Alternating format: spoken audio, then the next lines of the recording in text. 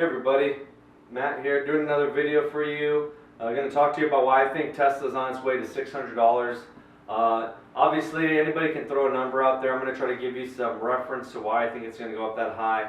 My first point of it is if you look at Tesla stock back in 2013, it jumped from about $35 to almost about $190. That's like that's more than 4 times the amount of the stock, almost 5 times what it was at its current price. So, and it had been idling there for a while. That's one potential that you could see where this stock has just jumped up astronomically. The second time is in late 2016, early 2017. The stock goes from pretty much about 190 all the way up to 370 before it balances back out. I think we're due for another spike like that. My reasoning is going to be a combination of things. I think it's coming soon because of the Model Y. I think we're going to see possibly double the amount of reservations we saw for the Model 3. We're going to see for the Model Y. I know I'm reserving one. I know I already got a Model 3 and I love it, and that's why we're reserving a Model Y, because it's an SUV, a lot better for the family size. But I think that from what I've been hearing on some of the other videos, a lot of people are actually looking forward to the Model Y just because they want a little bit more space. Maybe there's family, especially if it's a 7-seater. That's going to kill it, I think. I know I've wanted a minivan for a long time. I just don't like them. I don't think there's anything good about them. I don't like the range. So the closer we get to that, I think you're just going to open up more doors.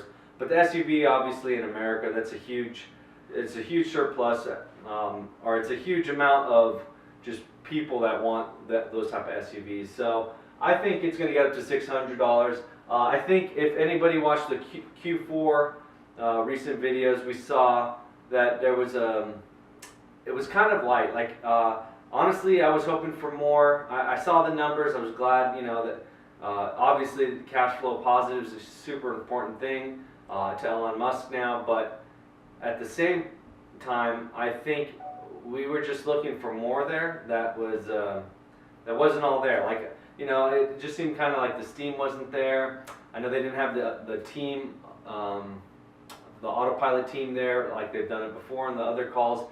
So it was just an interesting call. And it made more sense to me later when I stopped and thought about it. I know a lot of people are posting videos about like, oh, maybe, it's sad to see the lower number. I think we're seeing a different side of the company. I think you don't really, my theory here is that Q4 was actually really good. I think you didn't see a lot of energy from Tesla or Elon Musk on it because they knew that no matter what came out that day, the news that Deepak was leaving was going to be just a downplay on the stock, kind of feeds shorts theories and all that stuff. So I think they played it right. I mean, if you think about it, they got into some of the battery structure in there.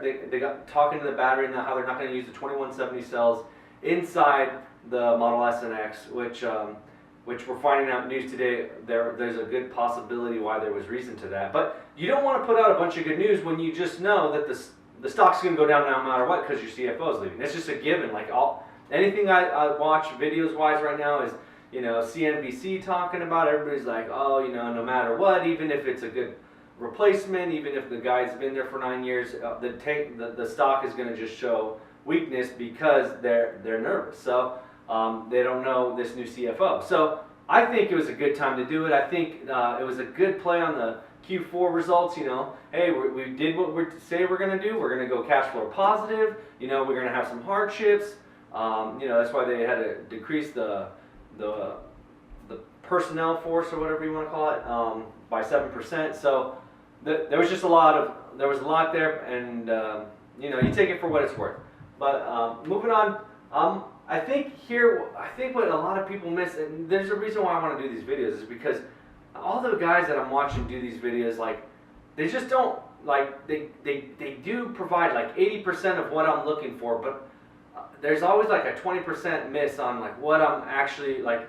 I'm a huge Tesla fan. I'm the fanboy, so I'm always going to twist it with the positive spin. Whether people want to hear that or not, that's up to them, but to me, I'd rather hear that positive spin. Like, I want to think possibly how Elon Musk is thinking, not like, well, the stock stuff the stock sucks and, you know, Elon Musk is an asshole or whatever. Yeah, I think that's all bullshit. When I think about it, I'm trying to think of like, let's look at this in another light. Like, let's look at this on a positive note, because it's just what they're doing. So, I think there's a lot of levers. I think people are missing this point. The levers. I think he showed those levers perfectly the way they're talking about how they're releasing the. So right now they pretty much shit out as many Model 3s as they possibly could.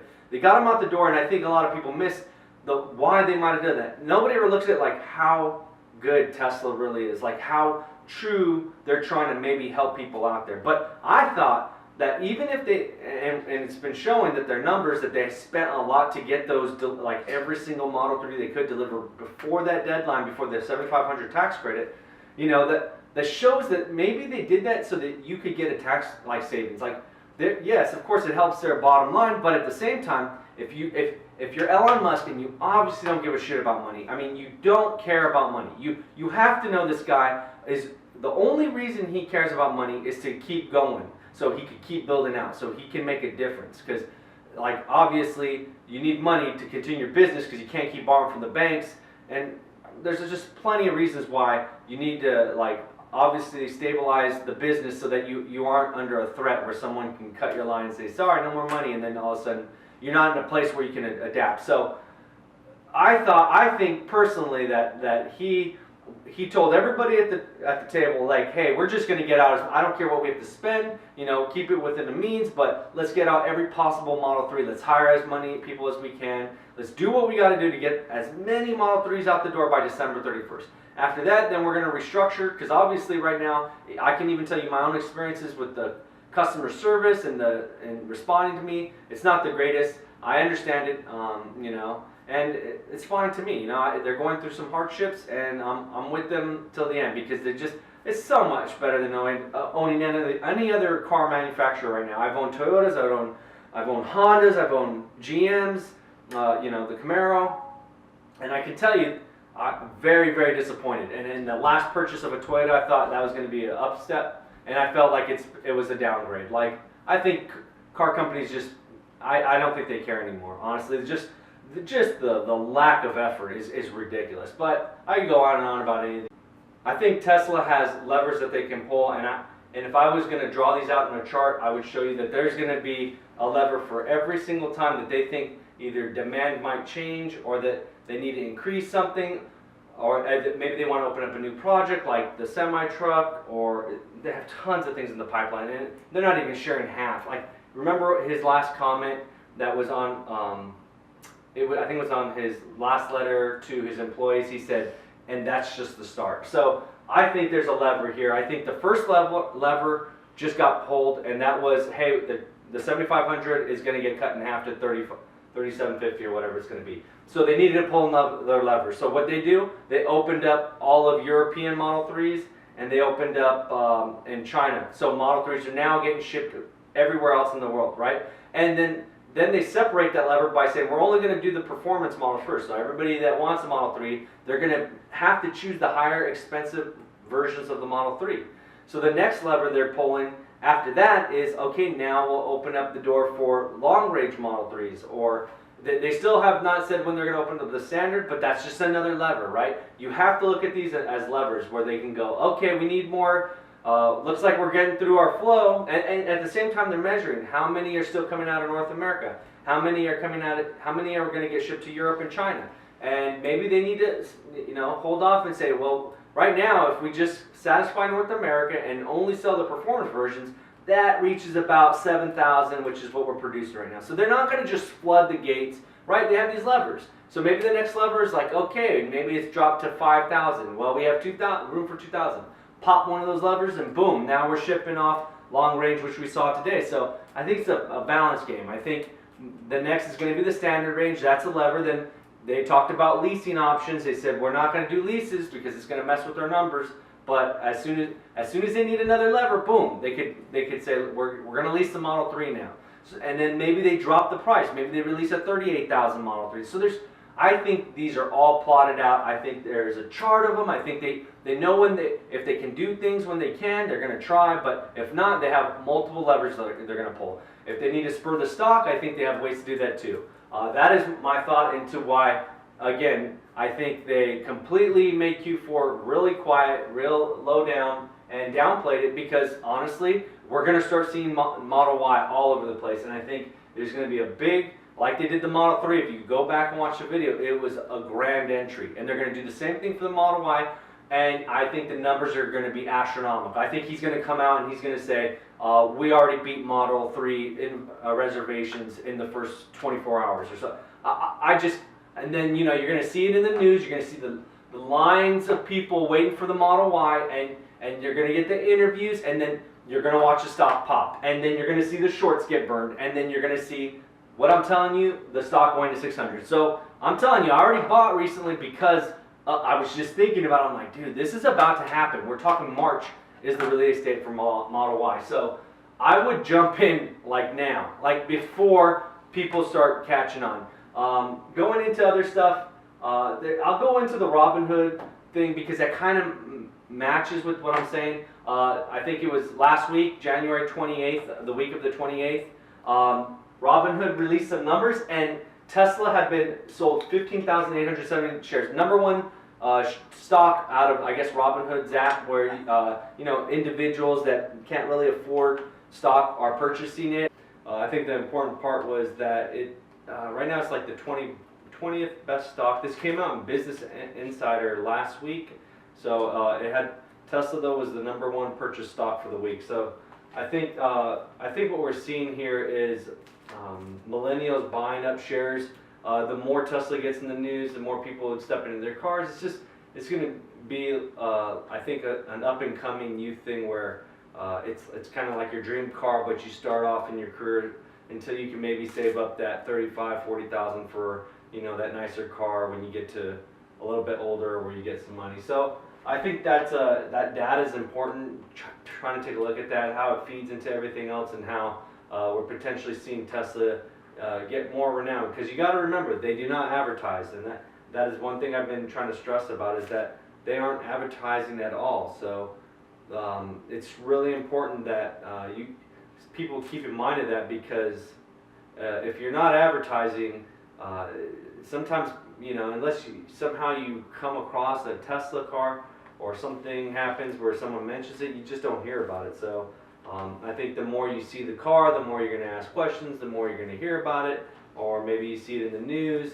So I think that's just a big fact of Tesla. So I look forward to just kind of seeing things like that, hearing about them. Like I said, I didn't really see anybody pick up on that as far as the YouTubers and stuff, so I thought it was important. The next thing I want to talk about is being a Tesla fan, like trying to always stay positive. I think that's super important when it comes to kind of hearing certain viewpoints. I've seen a lot of the other YouTubers that some are fans, some are in the middle, some, you know, might be a fan for the most part, but anytime, you know, something negative comes out, maybe they get mad at Tesla or mad at Elon Musk.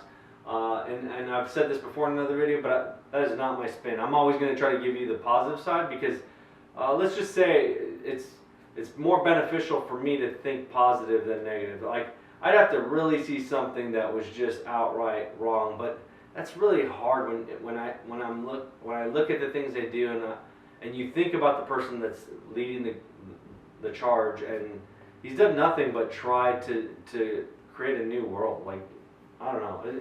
It to me is just like, you can spin it how you want, but as far as my videos, I'll try to always give you that positive spin, like the fanboy spin that maybe the others aren't giving you. So that maybe instead of watching, you know, some negative that just pisses you off because maybe you're thinking like me, where you're like, hey, have you ever thought of this? You know, that's kind of where I'm going with that. But my next topic is going to be on commercials.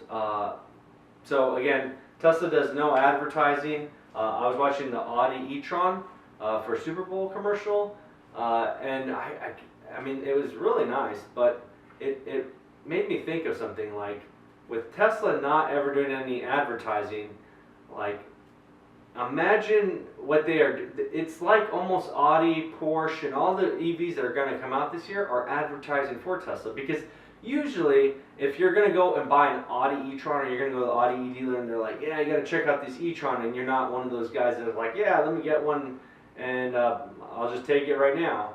Usually, for the most part, people do their research. So I think when you go in, you're like, maybe I will buy an electric car the next time. Then you're like, who else makes one? Because let's face it, not everybody's on social media and checking out the news, and maybe some of these people are like in their shells. But when they do go to do the research, they're going to go electric car, and it's almost inevitable that they're going to come across Tesla, and they're going to see some video that maybe compares all the electric cars. And I think this is where Tesla is going to get more advertising than we're thinking. So as people enter, and as all the naysayers are like, oh no, the competition's coming, I think on the other spin to that is that competition is going to drive Tesla sales, because more players are coming into the field. You're going to go, let me go test drive a Tesla. And then you're going to get in a Tesla compared to the e-tron, and you go, oh my God, this is completely different. Like, I've been watching videos. I look at that new Audi Quattro or something like that, and there was a video that just came out on it. I was really curious because they were saying this is the one that's going to be better than what we're seeing from Nissan and GM. This is going to be the actual competitor. And it was just like the BMWs. And we just rented a BMW. It was horrible, like horrible. There is 1,000 buttons in these things, and to figure things out, I mean, I'm pretty tech savvy, and I was sitting there like, the menu functions are just horrible. I don't know. I completely didn't like it compared to my Model 3. So I think as more people jump into Model 3 and test drive that, or maybe the new Model Y or Model X, and you get in, you just see how well it's put together. It's almost like you're looking at an Apple product, like an Apple phone, to some ZTE phone that doesn't really run the newest software, that's not smooth. I mean, the car is just smooth. So I think they're going to actually see increases from sales from all this competition from commercials. So I think it's a great thing. As an investor, I'm looking at that. I'm like, yes, please make more commercials. Please add more vehicles to your lineup that are electrics, and then even call out Tesla on them, which they're doing. It's a joke. It's funny because they're going to lose, and they are advertising for free to Tesla. So I don't think you're going to see a lot of people that originally went with Tesla. Maybe a few, but I would say that number is going to be pretty low that are going to switch to like an Audi e-tron or something like that. I'm not seeing it. And I think Tesla's pretty smart. Like I discussed before with those levers, I think if they started to see a turn where they're seeing maybe enough numbers switching from maybe the older Model S's to a new e-tron, I think they'll pop one of those levers in, and we're going to see the Model S get not so much of a rework, but just new features. We saw that they've increased their budget in their research and development, so it's easy that they might have stuff in the lineup that they're like, all right, it's time to put this in. Let's really blow their minds. I mean, why would you put everything out and then maybe starve yourself later? Like, I have a feeling that, again, going back into those levers, they have things lined up so that when they need to pull one of these levers, they have it in their back pocket. And they're smart. They're super smart about this stuff. Like, to think that they have just given everything they have into one vehicle.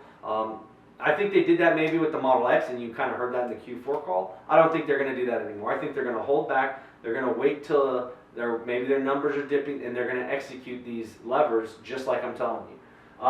So next one I think is going to be a really important one. This kind of goes with the Q4 call, is the new battery patent that just came out today. This is on the news today that Tesla, one of the founders of lithium-ion batteries, the guy isn't originally a Tesla person. He was, I think he was under an M3 contract.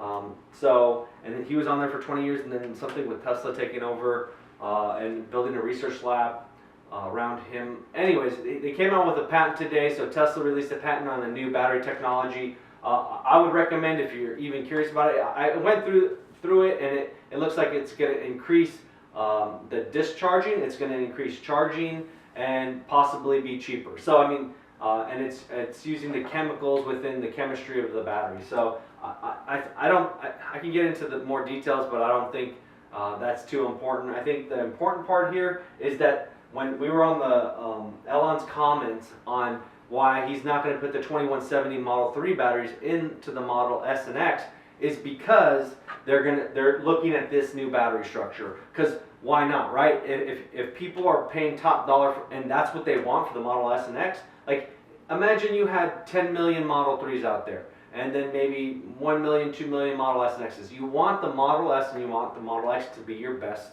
products. They know that. That's where you're gonna release the newest architecture, the newest technologies in that car. He's already said that multiple times. So it makes sense that they're gonna put even a better battery in this Model S, and I think it's gonna do a lot to do with range. I think when we see this, I think that's why they're playing with taking out the kilowatt, 85 kilowatt, 100D, and all that stuff, and just talking about ranges there, because they're just going to execute it, and they're going to say, see, because why would you want to do what other automakers do and say, 2020, here comes the newest Nissan Leaf with double the battery size? Well, they don't want to do that. They've already said that we release it as we make it, and I think that goes into that. So, and you heard on the call, he said, hey, we're not doing the 21.7s, but we can talk about any future products. So that to me was evident. I mean, if you understand what they're trying to do, and on top of that, remember, keep in mind, Deepak left that day. They're not going to release a bunch of good news. I wouldn't release a bunch of good news. I would say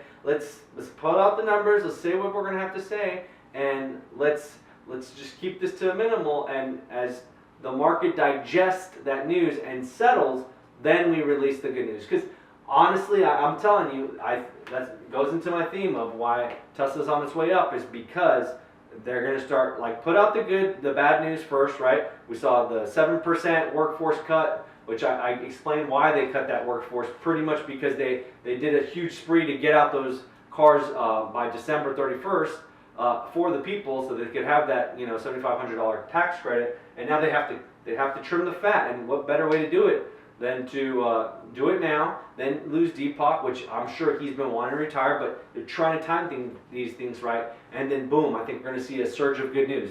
Mark my words, but that's at least my hope, And then my final thing is why I invest in Tesla. So I've been investing probably about the last 5-6 years. I try to do it really safe because people were talking about, diversify, do all this stuff. So I wanted a little bit more control than that because I wanted to get into it. I thought the best way to get into investment is to purchase a company, like purchase an actual share from a company. So through the market. So my first one was AMD. It was because I build PCs, and I was like, I always saw them as the underdog, and Intel was dominating them. So I bought shares and they were like at the top of the stock market at the time at $9. That was like their height for that long of a period. And then not even a couple of years later, I literally saw an article that was saying AMD worst stock in 2014 or 2015, and it was down to like $2 a share. And I was laughing. I was like, man, I really know how to pick them. But luckily, I only did like $3,000, so it was real small. It was more to just get in the feel of it, and I bought 3 other companies. Lo and behold, like multiple years later, and investing, like I started getting more aggressive, and I started investing directly in the company. So I invested in Tesla when it was about $190. So it was the Model 3 unveil and before that. So I can't remember.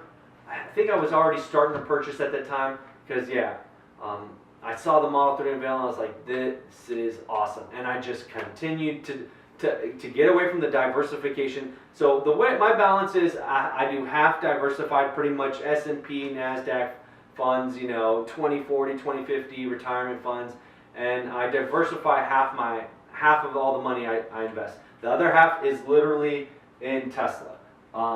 Probably a little bit less, I would say a little bit less, but that's how much money I have in Tesla. And that's why, to me, I will continue to try to keep that balance. It's more of a gamble because this is the only stock I really find it to possibly hit 10 to 20 times, and like the stock that will possibly make me rich, where my retirement is pretty, like pretty safe, I would say, to the point at which I want to retire. Obviously, I don't know if you were up here and saw this, but Disney and Google are also my holdings. I try to pick stocks that I think they're going to possibly beat the markets, and I like to own those as well because they just show that they're just companies I really have high faith in. And eventually, if my videos do well, I can explain my thought into why I pick these companies when I purchase them. And every single company that I've picked has done really well. So, and I keep it to a limited list. Like Warren Buffett, when he talks about he only picked really 4 to 6 stocks that made him rich. I don't do it as aggressively like that. I don't think I will. Because a lot of funds that are kind of sitting in 401ks that I just don't.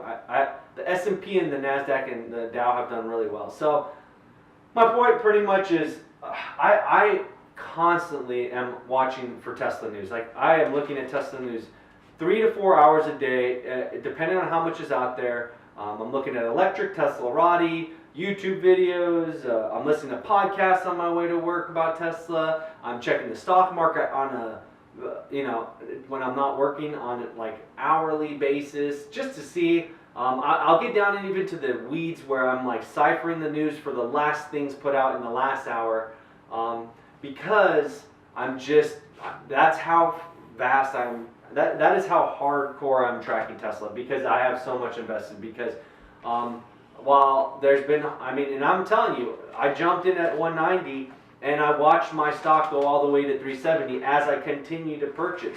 I think the highest I've purchased at is like 350 because like my energy, I was just selling stuff to get into Tesla as fast as I can because I was watching it blow up. So I would say I'm in a safe zone. But as you can imagine, Tesla has gone all the way up to $378 at the highest. Tesla has gone all the way up from, it's gone to the peaks of 378. And remember, this whole time I'm watching it, and I'm like, oh man, this was the best bet I've ever made. Of course, every day you're patting yourself on the back, you feel rich. And then I watched it go all the way down back to 250, and I was like pulling my hair out, like, oh, I couldn't believe. Because you have to imagine when you're invested in one stock and that much of a change in percentage. You are watching a lot of your money deflate, and the inflate, deflate, and it's jumped all over the place from 350 back to 250 back to, and now I'm getting strategic on where I'm purchasing at. So I'm looking for a number, like I'll tell you right now, 250 to 270. That is the number I will stockpile cash to jump in with.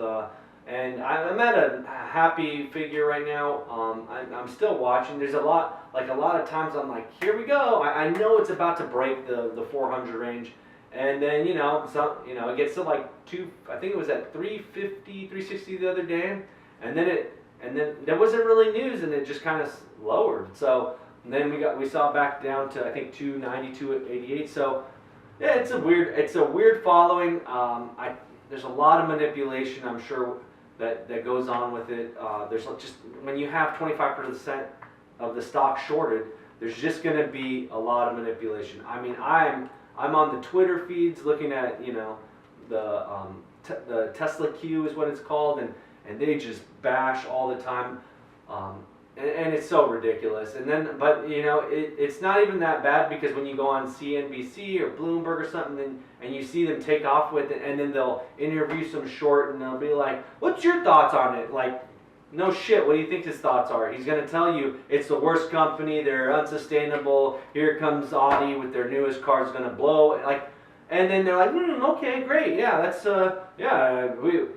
Tesla, I don't know how they're going to do. You better not be investing. It blows my mind. So it pisses me off. That's why I think I watched multiple YouTube videos of people I like, because, I'm in it for the long run. I know, the stock, when I thought about purchasing it, I didn't say, what can I make in the next year? It's like, what is it going to be at when I retire? And one of my thoughts about it was, I looked at Microsoft. I go, if my folks would have purchased Microsoft, even when it started to be a good idea, even when you're like, computers are new, but look at the software that's behind them, and look at how growth of the computer is, the tabletop computer is developing, and you saw, you know, Windows 95, Windows 9. I mean, I could remember those and using them. And if you're an investor and you're like, and you're just scouring to what can I invest in next, and you saw Windows 95 and you purchased at that time, you would have a lot of, especially at the amounts that I'm investing in Tesla. And just when you thought of something was a good idea and you purchased it and you held it for 15, 20 years, you would be rich. And that's how rich people get rich. I mean, I don't know. I grew up poor, so to me, like, this is all a new field, but it makes sense now. When I look at what Microsoft's done and I look at what Apple's done, and then you look at companies like Amazon, Netflix. I mean, I was looking at Amazon, Netflix in 2012, and I go, if I had the balls to purchase these stocks, these are the ones I'd pick, and I would have 5 times my money right now on both those stocks, and it blows my mind. So I'm not playing anymore with like, ooh, I better play it safe. It's like, no, let's be aggressive and let's find the next Microsoft and let's get there, because I think if you just track stocks, you can at least not lose your money. I mean, there's a lot of good videos on how, if you kept a $10,000 account and you just left it there for years, how you'd be losing money every single day. That blows my mind. I can't do that. So now I've been very aggressive in taking everything I can save and throw it in the market, because I'm like, hey, what's it gonna look like in 15 years? And I have Excel sheets to break that all out. So I am very excited about doing that. As people comment on these videos and they ask these questions like, hey, can you share your Excel? Can you share your thoughts on a particular thing about Tesla or about investing? I will make more videos, but for now, I'm really doing this because of the other videos, because I'm not getting what I'm looking for when it comes to Tesla. Like, I'm getting the soft kind of like, yeah, hey guys, everybody, how's it going? The real nice thing, I think to my point, I'm going to be that aggressive guy that's more like, hey, this bullshit about what was released today, that's bullshit. You can ignore it, and I'm going to tell you why that's stupid. And then I will break it down. I will build out these videos a lot more as I see fit. You know, depending on the views. But right now, I'm actually, I'm really busy with work and stuff. So these are like a Friday thing. Friday evening, do this for fun and not put a lot of effort, but get the information out there so that maybe someone jogging is going to be like, hey, that guy has some good information. And if you make a comment, like I said, I will try, depending on, if there's no comments, I'm not going to put nothing out there on it. But if there's something like, hey, what's your thoughts on this? I will do a part of the video for that, as long as I can sustain that. So anyways, thanks for watching. I'll catch you guys later.